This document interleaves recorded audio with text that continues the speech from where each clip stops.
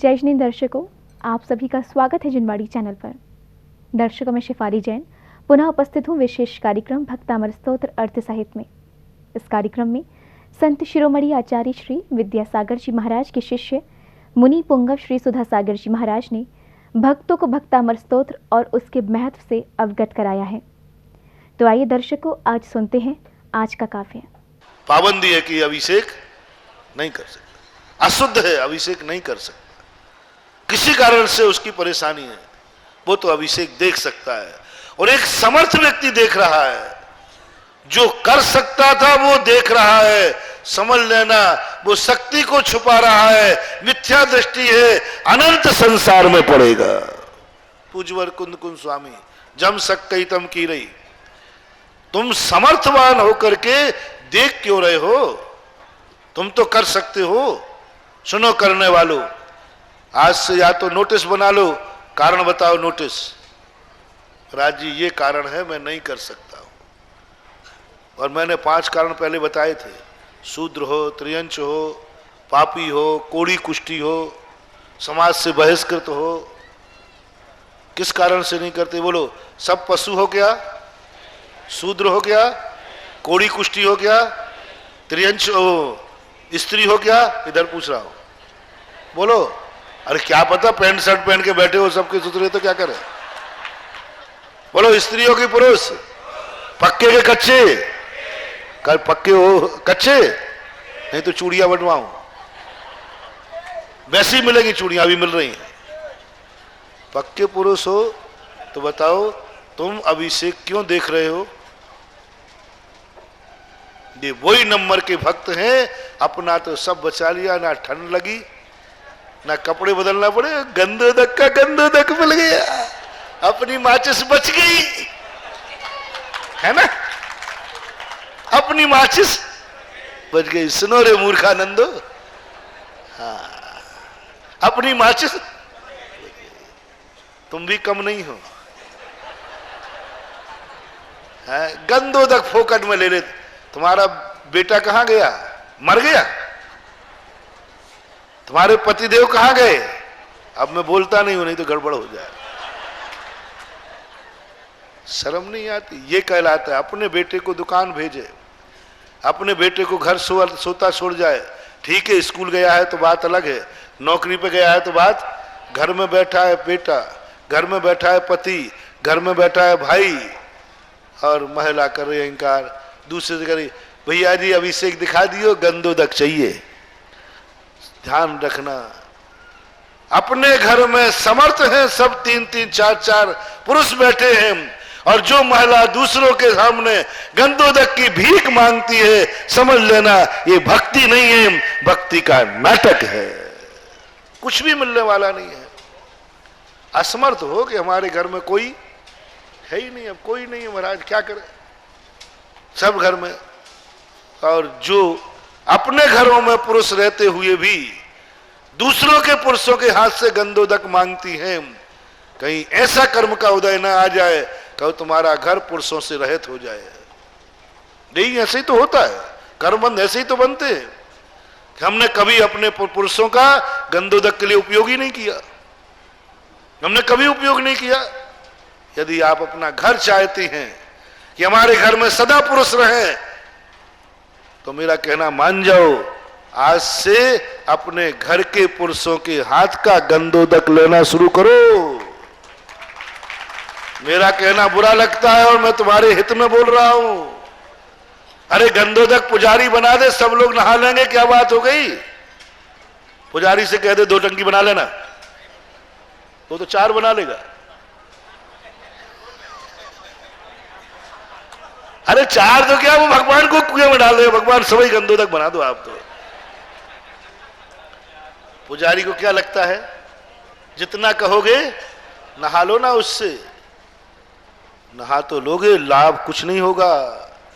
मैं जो तुम्हारे पीछे पड़ा हूं कि अपने परिवार के तुम्हारे पीछे किस लिए पड़ा हूं, सुनो, तुम लोग भी सुनो, कि अपनी महिलाओं को अपने हाथ से गंदोदक दो, छेद जाओ, मान जाओ, मान जाओ। कल रोगे, कल मेरा बस नहीं चलेगा। रोते रह जाओगे तुम। जब तुम्हारे हाथ से निकल जाएगी फिर मैं कुछ नहीं कर पाऊंगा। अभी मैं सब कुछ कर सकता हूं। अपने घर की महिलाओं को, यदि तुम चाहते हो कि मेरा घर, गृहस्थी की बात कर रहा हूं, मुनि की नहीं, तुम चाहते हो कि हमारी गृहस्थी में सभी प्रकार की महिलाएं रहे, माँ भी रहे, पत्नी भी रहे, बहन भी रहे, भाभी भी रहे, जो कुछ भी तुम्हारे संबंध मुझे मालूम नहीं, जो भी तुम संबंध जानते हो, सब संबंधी मेरे रहें। मेरे घर में हर संबंधनी महिला रहे। जो भी जितने संबंध होते हैं, महानुभाव, बहुत करुणा दया करके कह रहा हूं, मान जाना, उन सबको अपने हाथ से गंदोदक बनाकर अपने हाथ से देना। अपने परिवार की जिस महिला को तुम चाहते हो उस महिला को दुनिया में भीख मंगवा लेना, धन दौलत की भीख मंगवा लेना, लेकिन तुम्हारे रहते हुए वो मंदिर में गंदोदक के लिए हाथ किसी पराये के पुरुष के सामने न पसारे। ये तुम नियम कर लो।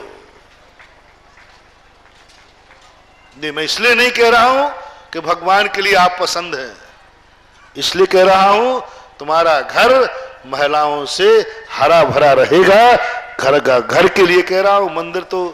मंदिर से कोई मतलब नहीं। भगवान का अभिषेक तो पुजारी से भी हो जाएगा कि नहीं हो जाएगा? क्या बात हो गई? तुमसे अच्छा करेगा बल्कि वो, क्योंकि उसको मालूम है वेतन मिलना है। लेकिन मानो मेरी बात, अपनी महिलाओं को फरमान जारी करो, नहीं हम जिंदा हैं, मां मैं जिंदा हूं, मैं अभिषेक दूंगा, किसी के सामने हाथ मत फैलाना, मैं मां से रहित नहीं होना चाहता हूं। मेरी मां की इतनी उम्र हो जितनी मेरी उम्र हो। अपने हाथ, अपनी बहन की, अपनी पत्नी को दो अपने हाथ से गंदोदक लाके, मेरी पत्नी की उम्र मेरी उम्र के बराबर हो, दो अपने हाथ से दो। बहुत बड़ा रहस्य खोल रहा हूं मैं। बोलो कौन चाहता है कि हमारा घर महिलाओं से रहित हो जाए? हाथ उठाए। कोई नहीं जाता। तो महानुभाव, मैं उसका रास्ता बता रहा हूं कि श्री जी का गंदोदक अपनी महिलाओं को दिखाओ। हो सके चक्रवर्ती के जीवन में कभी उनके घर में महिलाओं से रहित नहीं हुआ। क्यों? चक्रवर्ती अपनी सारी महिलाओं को बैठाल करके, सारे परिवार को बैठाल करके सामने अभिषेक करता था और अपने हाथ से महिलाओं को गंदोदक देता था। सारा परिवार बैठता था, पूरा परिवार लाइन से बैठेगा, तब अभिषेक करता था। यानी महिलाओं को अभिषेक दिखाता था, पराई महिलाओं को नहीं, अपनी घर की महिला। हम किस काम में आए?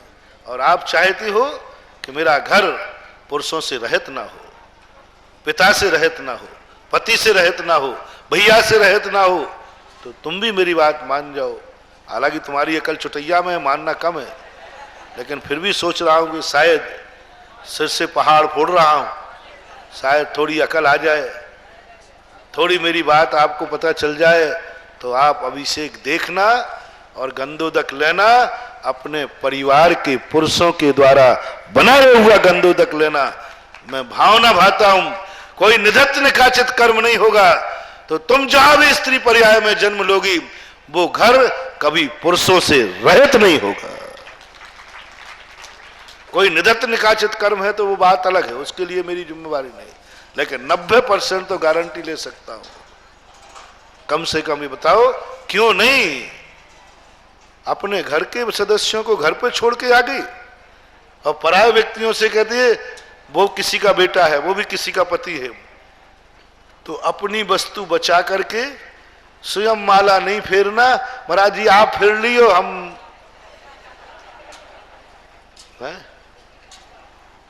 महाराज की मालाओं पर अपनी जिंदगी छोड़ देना और स्वयं एक माला भी नहीं फेरना। बोलो माला फेरने में समर्थ हो कि नहीं? नहीं महाराज आप ही फेर लेना, हम नहीं फेरेंगे। आप हमारे गुरुजी है ना? गुरुजी नमस्ते। कितने अच्छे अच्छे गुरु, कितने प्यारे प्यारे गुरु। हमारी माला है, हमारी माला फेर लेना महाराज जी। ये भक्ति का तरीका नहीं है। हम असमर्थ नहीं है गुरुजी, आपसे माला नहीं फिरवाएंगे, आप तो माला दो, फेरूंगा मैं समर्थ हूं। मेरे घर में परिवार में पुरुष हैं, मैं अभिषेक उनसे करवाऊंगी, वो अभिषेक करेंगे, मैं देखूंगी, वो अभिषेक करेंगे, गंधोदक बनाएंगे, मैं उनके हाथ से। कैकेयी को आप इतना कहते हैं, हमारे शास्त्रों में कैकेयी की क्या महिमा गाई गई। कैकेयी को एक दिन गंधोदक नहीं मिला। दशरथ जी थोड़ा लेट हो गए, जैन दर्शन के अनुसार बता रहा हूं। कैकेयी ने सुसाइड करने का मन बना लिया, मैं जिंदा नहीं रहूंगी। लोगों ने कहा क्या बात है माता रानी? बोले गंधोदक नहीं मिला। बोले हम लाके देते हैं। ध्यान रखना, तुम मेरे कौन हो? तुम मेरे कौन हो? मंत्री कर सब, तुम मेरे कौन हो? मेरे पति जिंदा है। दशरथ जी ने क्यों नहीं दिया? जहर निकाल लिया, है ना। समझो, अपनों के हाथ का गंधोदक प्राणों से भी अधिक मूल्यवान है, ये समझो। वहां पर एक और प्राण रख दिए, एक और अपनों के हाथ का गंधोदक रख दिया, दोनों में मूल्यवान कौन हुआ? किसके हाथ का? हाँ, गंधोदक की नहीं, अपनों के हाथ के गंधोदक पर महारानी कैकेयी प्राणों की बलि चढ़ाने को तैयार हो गई।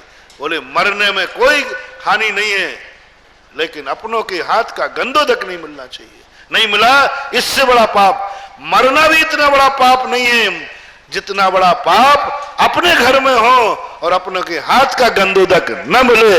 ये वहां पर कथन किया गया, पद्म पुराण उठा के पढ़ लेना। मरने में इतना बड़ा, बोलो आत्मघात महापाप है कि नहीं? लेकिन महापाप से भी बड़ा कौन सा पाप? आप महाभाग कहा थे आपघात, लेकिन वहां पर प्रसंग आया आत्महत्या भी इतना बड़ा पाप नहीं है जितना बड़ा पाप अपने घर में रहते हुए अपनों के हाथ का गंधोदक नहीं मिलना। इसलिए कम से कम सुनो रे कैकेयी, वनवास भेजने वाली कैकेयी नहीं कह रहा हूं मैं, जिस कैकेयी के मन में इतनी प्राण भी कोई गंधोदक चाहिए मुझे, ऐसी परंपरा, ऐसे भक्त मत बनना। तुम समर्थ हो, दूसरे के हाथ का गंधोदक नहीं, दूसरे की अभिषेक क्रिया देखकर नहीं। तुम समर्थ हो तुम्हारे परिवार के, दूसरे के हाथ का गंधोदक नहीं लेना। ये भक्तों की कोटि में नहीं आते हैं। अब तीसरा कौन बचा? तीसरा भक्त कौन? जो समर्थ तो है लेकिन उसमें कुछ गड़बड़ी हो गई है। माचिस की काड़ी तो है लेकिन वो गीली हो गई है। दिया तो है लेकिन उसमें पानी गिर गया है। बाती तो है लेकिन वो थोड़ी कोई उसमें कचड़ा आ गया है। समर्थ तो हूं महाराज, लेकिन आज मैं छू गया हूं। अभिषेक तो कर सकता हूं महाराज, करने की सागत है, लेकिन आज मैं छू गया हूं। जितने कपड़े थे वो सब छू गए, इसलिए भगवान महाराज मैं देखने आ गया हूं। देखना, असमर्थ तो नहीं हूं महाराज, असमर्थ नहीं था, लेकिन बिगड़ गया। बिगड़ गया, मैं क्या करूं? मेरा बेटा तो था महाराज, लेकिन वो बीमार है। मेरा बेटा तो था, प्रातःकाल स्कूल गया है। मेरा पति तो है, लेकिन सवेरे नौकरी पर जाता है 7 बजे। था महाराज, है हमारे पास सब कुछ है, लेकिन बिगड़ गया। ये समय नहीं बन पा रहा है। बोलो, इसको देखने की छूट देना चाहिए या नहीं? मिलेगी, मैं दूंगा। वैलिड है, क्योंकि उसकी माचिस गीली माचिस वाला दूसरे की माचिस से दिया जला सकता है कि नहीं भैया? निंदनीय तो नहीं है? कितना अच्छा है अपना जैन धर्म। बहाना तो बताओ, गीली माचिस हो गई। बहाना तो बताओ, तुम्हारे परिवार के पुरुष कहां गए। बहाना तो बताओ कि तुम माला इसलिए नहीं फेर सकते हो। बहाना बनाओ, कोई बहाना बनाओ, छूट है। ये हुआ तीसरे नंबर का, ये भक्त मान्य है। लेकिन थोड़ी तो बुराई क्यों गीली हो गई? घी में पानी कैसे गिर गया? अब महाराज, अब देखो महाराज, अब मजबूरी में थोड़ा नींद आ गई है, वो ध्यान नहीं रहा, वो माचिस पानी में गिर गई। थोड़ा सा प्रायश्चित है, आई एम सॉरी। क्या प्रायश्चित है? गलती हो गई, मेरी माचिस को मैं सावधान नहीं रख पाया, गलती हो गई। ये सब बहाने तुम्हारे मिल जाएंगे। थोड़ी सी गलती में कह दे, हाँ जाओ देख लो अभिषेक, ले लो गंधोदक किसी से, जला लो दूसरे के दीपक से, चल जाएगा। चौथे नंबर का कहता है, ओ देखो क्या टनाटन भक्त आ रहा है। क्यों आया रे यहां पर? बोले भगवान बुझा हुआ दीपक जलाने आया है। बोले नहीं भगवान, बुझा हुआ दीपक इसलिए जलाने आया है? बोले नहीं भगवान। मेरे से माचिस लेने आया है? नहीं भगवान। क्या करने आए हो? मेरे पास सब कुछ है भगवान, जितना आपके पास है ना उतना ही मेरे पास है। ओरिजिनल वस्तु स्वरूप है ये सब। संसार में प्रकृति ने सबको बराबर दिया। भगवान जो आपके पास है वो मैंने पूरा देख लिया, पूरा जान लिया। आप में और मेरे में कोई अंतर नहीं है, कोई अंतर नहीं। और भगवान आप भी जानते हो हम में और हमारे में कोई अंतर नहीं। मेरे पास दिया भी है, बाती भी है, बहुत अच्छा घी है, बहुत बढ़िया है, बाती भी बहुत अच्छी है, दीपक भी बहुत अच्छा है, हमारी माचिस भी सुरक्षित है। फिर क्यों आया? बस दीपक जलाने की कला सीखने आया हूं, कैसे जलाऊं, और ऐसी कला सीखना चाहता हूं जो हवा और तूफानों से भी न बुझे। क्योंकि आपका भी दीपक जल रहा है, आपने कैसे जला लिया इतने तूफान में, इतने भौतिक चकाचौंध में, इतने दुनिया के अत्याचारों के बीच में भी आपने केवल ज्ञान प्राप्त कर लिया। इतनी अशुद्धि के बीच में से भी आप निकल के आए, शुद्ध बन गए। मोह माया जाल छोड़ करके आप इतने ऊपर उठ गए। ये तुमने कैसे किया होगा, कैसे किया होगा? इतने महान बन गए आप इन सब छोड़ करके, कैसे किया होगा? बस मैं वो कला सीखने आया हूं। और अब इतने तूफान आ जाए, काले कल्प सते पिछा गते सिवा नाम न च विक्रिया लक्ष्या, तो भी आपका दीपक नहीं बुझेगा। बस ये दो बातें मुझे सीखना है, आपने कैसे जलाया और क्या किया जो तूफानों में भी बुझने वाला नहीं हूं। बोलो ये भक्त कौन सा है? ओरिजिनल भक्त। कल भक्ति कैसी होना चाहिए बताया था, आज भक्त कैसा होना चाहिए। बोलो इन चार में से तुम कौन हो? भक्त तो हो, इसमें कोई संदेह नहीं है। तो ललितपुर वाले भक्त नहीं होंगे तो कहां के होंगे? भक्त तो तुम हो, भक्ति में मुझे कोई संदेह नहीं हो रहा है, कोई संदेह नहीं ललितपुर की भक्ति में। लेकिन बस इन चार में से क्वालिटी पसंद करो। असमर्थ हो, कच्छू नहीं है, लाइट है ही नहीं है, तो डाल दी भगवान के पीछे गाड़ी। ये भक्त तो क्या? दूसरे भक्त बदमाश भक्त, अपनी छुपा ली, अपनी बचा ली, अपना रुमाल जेब में, दूसरे के मुंह से पहुंच लिया। हाँ क्या? अपना रुमाल जेब में गंदा नहीं करना, दूसरे के रुमाल से। ये बदमाश कहलाते हैं। बदमाश भक्त बनना है? बोलो हो तो वही।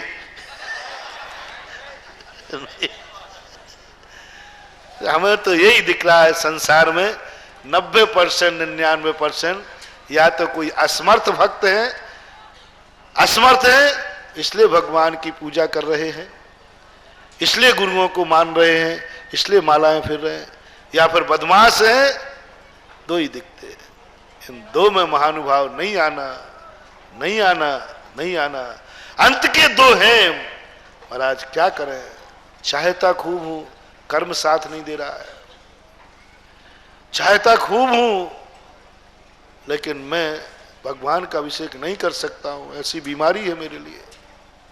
चाहता हूं महाराज, मेरा भाव है, लेकिन मेरी मजबूरी है महाराज। आप देखो, आपको खुद सुना दूंगा तो आपको भी दया आ जाएगी।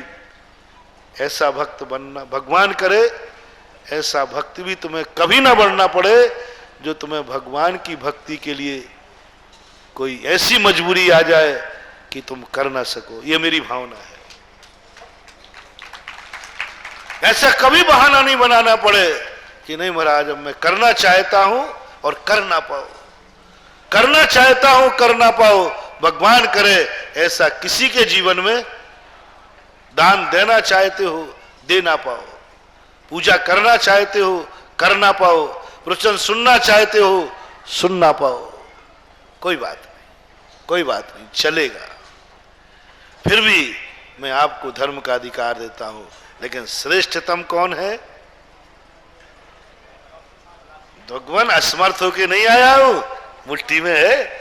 अभी तो इतना है कि आपको भी दे सकता हूं भगवान। है बहुत बड़ी दादागिरी है जैनी की। जैनी तब तक अमीर रहेगा जब तक भगवान के सामने भी कहेगा भगवान अभी गरीब मत समझना, अभी तो इतना है कि तेरे को भी दे सकता हूं, देख मुट्ठी में लाया हूं। जब तक ये बंदी मुट्ठी मंदिर में जाती रहेगी तब तक जैनी कभी भिखारी नहीं होगा, ये मेरा दावा है। यानी भगवान के सामने भी श्रावक का हाथ यूं नहीं हुआ, भगवान के सामने भी श्रावक का हाथ यूं है। दुनिया के सामने तो यूं करने ही नहीं बेटा, दुनिया के सामने तो यूं करने नहीं। अपन तो वो है जो भगवान के सामने भी यूं नहीं करते हैं, भगवान के सामने भी यूं करते हैं। यानी जैनी भगवान के मंदिर में असमर्थ होके नहीं जाता है, समर्थ होके जाता है। और ऐसा समर्थ होके जाओ, भगवान मुझे आपसे कुछ नहीं चाहिए, बस आपसे वो कला सीखना है जो कला आप में है। हमें तो वो चाहिए है जो आप इतने तूफानों में आकर के भी नहीं कुछ भी बिगाड़ पा रहे हैं, बस मुझे भी बस वही चाहिए। कितना भी संकट आ जाए मैं भागू नहीं, संकट ही भाग जाए। अपने आए आज अपन को संकट मोचक पढ़ना था ना, कुछ लोग ज्यादा आए होंगे आज है? आज संकट मोचक, आज हमने संकट मोचक की भूमिका बनाई। कैसा बनाई? हे भगवान मैं आपसे कुछ नहीं चाहता, आप मेरी रक्षा करें, नहीं मैं आपसे रक्षा नहीं करवाऊंगा, आपके पीछे मेरी नैया नहीं जाएगी, बस आप तो मुझे ऐसी कला सिखा दो जैसी आप में शक्ति आ गई कि अब आपका कोई बाल बांका, बोलो भगवान का कोई बाल बांका कर सकता है क्या? नहीं कर सकता। बस आप मेरी रक्षा नहीं करना, आप तो हमें वो शक्ति दे दो कितना भी संकट आ जाए वो मेरा बाल बांका नहीं कर पाए। बस ये भक्ति पूज्यवर मानतुंग आचार्य महाराज की भक्ति गजब की है, गजब की। एक संकट भगवान से दूर नहीं करवाया और सारे संकट दूर कर लिए, सारे संकट दूर। एक बार भी नहीं कहा भगवान आओ मेरे संकट दूर करो, भगवान कहाँ हो आप, हम मर रहे हैं, एक बार नहीं कहा। वो कहते भगवान आपके आने की जरूरत नहीं, आप तो इस बंदे का दीप जला दो, बस जैसे आप वैसे हम, जैसे संकट आपका दुख कुछ नहीं बिगाड़ पा रहे, बस मेरे का भी दो ऐसी जल जाए कि मेरा भी कुछ ना बिगाड़ पाए। चले एक श्लोक अपन भूमिका के रूप में ले लें। कौन सा था अर्थ? सचु साचा आधा था। सिचु सिचयु तन मदा बिल बिलोल कपोल मूल। सिच्युतन मदा बिल बिलोल कपोल मूल।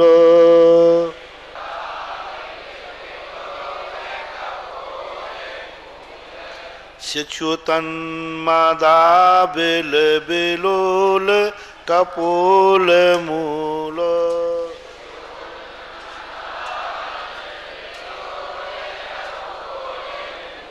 मत तत् भ्रमद भ्रमर नाद विवृद्ध कोपम। मत भ्रमद भ्रमर नाद विवृद्ध कोपम।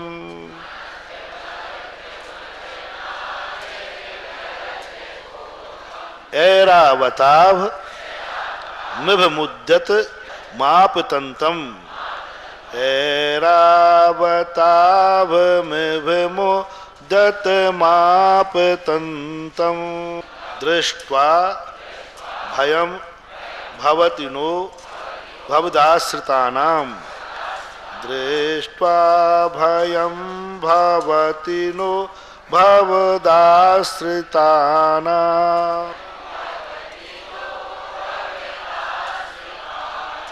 हम श्लोक पढ़ने के पहले तुम्हारे लिए सारांश बता देते हैं।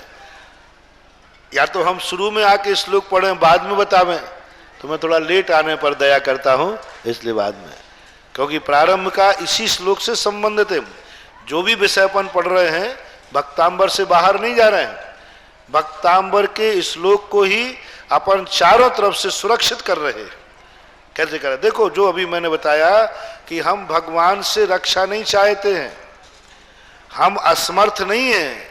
असमर्थ व्यक्ति रक्षा चाहेगा, बदमाश व्यक्ति रक्षा चाहेगा। जिसकी समर्थता बिगड़ गई है वो भगवान से, भगवान के दीपक से दीपक जलाएगा। हम तो वो समर्थ हैं कि जो भगवान के पास है वही मेरे पास है। देखना मानतुंगाचार्य महाराज की कला देखो भक्ति करने की। अपने संकट को भगवान से दूर नहीं करा रहे। कैसा हाथी बुलाया? चू रहा है जिससे, क्या लिखा? शिच्योतन, यानी चू रहा है, बह रहा है। मद, आबिल, आबिल यानी एक प्रकार का मलिन, बहुत दुर्गंध आती है।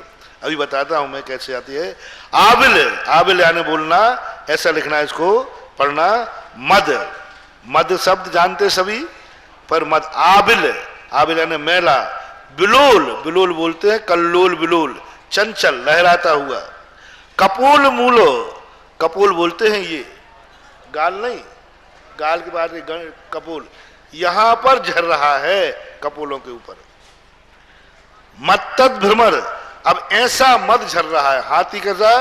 हाथी सबसे ज्यादा खतरनाक होता है जब उसको मद चढ़ता है, बहुत खतरनाक, महावत को भी निपटा देता है। मैंने खुद देखा, एक पंचकल्याणक में एक हाथी को मद चढ़ गया। वहीं से हम शौच को निकलते थे, सारे महावत दूर खड़े, उसके चारों पैर बांधे। मैंने कि भैया इतना क्यों बांधे हो? बोले महाराज इसको मद चढ़ गया है। और मैं बहुत देर से परेशान था कि इसकी दुर्गंध, गंध कहां से आ रही है। इतनी गंध आ रही थी, मैंने कि ये गंध है कहां की? तो बोले महाराज हाथी का मद देखो, ये झर रहा है। इसके यहाँ गंड स्थल होते ना, ये अपने यहाँ, ये यहाँ होता है उसका झरने का स्थान, यहाँ से झरता है और पूरे चेहरे पर आकर के बहता है। बिल्कुल ऐसी जैसे पानी की धारा बहती है, अपने आप बहता है। कहाँ से पानी आता है उसका पता नहीं। ऐसे जैसे कभी कभी मूर्तियों पर अभिषेक हो जाता है ना। हाँ, अभी मड़िया जी में मैंने खुद देखा, पहले मैं भी विश्वास नहीं करता था।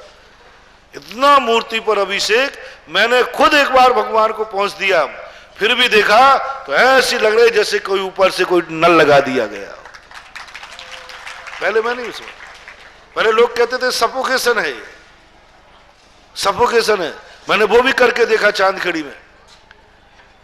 बोले महाराज भीड़ हो जाती, इसलिए मैंने एक बार चांदखेड़ी में 2 घंटे तक पूरी ठसाठस भरा लोगों से और कबाड़ बंद करवा दिए। महाराज गर्मी लग, मैंने कि रुको अभी पसीना आने दो। पूरा मैं भी अंदर ही था, 1.5-2 घंटे तक हम लोग बैठे रहे, लेकिन वहां पर कोई भी मूर्ति पर, लेकिन 31 जनवरी को दिसंबर को आता है। पहले मैं भी नहीं मानता था, लेकिन जब मैंने एक बार कोटा में और अभी मड़िया जी में तो साक्षात हम लोग भगवान जी को विराजमान करने गए और सब बाहर निकल आए। कोई भी नहीं था, छोटा सा मंदिर था, 10 लोग बाहर, सब कोई था ही नहीं। अकेला एक ब्रह्मचारी भगवान के दर्शन करने गया और वो तुरंत दौड़ता है, बोले महाराज मूर्ति में से पानी बह रहा है। मैंने जाकर देखा और पानी बहना शुरू हुआ 11 बजे। हमने कहा नहीं अब मेरा सामायिक का समय हो गया, मड़िया जी कौन ऊपर चढ़ के जाए, 2 बजे चलेंगे, 1:30 बजे सामायिक। सामायिक के बाद गया, इतनी मूर्ति पे पानी, कपड़े से पहुंच दिया, कपड़ा निचोड़ दिया, पानी खत्म नहीं हुआ। मैंने मंदिर को खाली करवाया आध घंटे तक, लेकिन पानी की धारा पूरी चलती रही और ऐसी धारा लहराती हुई धारा। इसलिए और शास्त्रों में भी आया है, ऐसी बात नहीं है, वो प्रसंग नहीं, अभी तो वो मैंने वो धारा की लाइन बताई इसलिए ले लिया, प्रसंग कभी और बताऊंगा। बिलोल तो ऐसा गण उस समय बेकाबू होता है, कोई भी जाए मार देता है वो। और उस समय उसके चेहरे पर भौरे, वो काले भौरे होते ना, वे भिनभिनाते हैं, क्योंकि वो मद काले भौरों को बहुत अच्छा लगता है। और वे भौरे बार बार भिन भिन भिन भिन भिन करते हैं तो उसको और गुस्सा आता है। जैसे आप माइंड आउट ओवर माइंड हो और उस समय कोई भिन भिन करे तो हाँ, तो ऐसे ही वो, और बार बार वो सूंड फेंके, पूंछ फटकारे और भौरे। तो वो जो मुझे ये काव्य याद आया उस समय, हमारे शास्त्रों में ऐसा लिखा है कि देखो, मत्तद भ्रमर, मत्तद यानी मत्त, उन्मत्त होकर के, भ्रमद, भ्रमर यानी भौरे, भ्रमर नार, मडरा रहे हैं, भ्रमर यानी नाद, उन भौरों के मडराने का नाद आता ना, भिन भिन भिन भिन भिन भिन ऐसा नाद आता है। विवृद्ध कोपम, वैसे ही मद के कारण से वो कोप बढ़ रहा था और उनके ऊपर भौरे और मडरा रहे, उससे और विवृद्ध को, ऐसा कोपवान हाथी के सामने जो पहुंच जाए वो निपटा दे। महावत भी दूर रहते, महावत भी को भी फेंक देता उठा करके, वो किसी को नहीं गिनता। ऐसा क्रोधवान हाथी जो है, ऐरावताव, ऐरावत नहीं ऐरावताव, ऐरावत के समान, इव ऐरावतामम, इव, इव यानी बोलते हाथी, ऐरावत के समान हाथी, उद्यतम आपतंतम, आपतंतम प्राप्तंतम, सामने आ गया है, उद्यत यानी सामने, आपतंतम आ खड़ा हुआ है। अब क्या करोगे, भग भी नहीं सकते, सामने आ गया है ऐसा हाथी, बिल्कुल उसी रास्ते में, लौट भी नहीं सकोगे, पाछे से मारेगा। अब क्या करो, देखो कितना खतरनाक हाथी बुलाया मानतुंगाचार्य ने। अरे वो गजरत वाला बुला देते नहीं है, तो हाथी बुलाया मान को, और वो हाथी क्रोध में आ गया। ऐसा हाथी आपतंतम दृष्टा भयम भवति नो भवदास रदम, देख करके भी सामने वाला डरा नहीं। दर्शकों, आपने देखा कि किस प्रकार इस स्तोत्र का प्रत्येक काव्य सामान्य जीवन को प्रभावित करता है।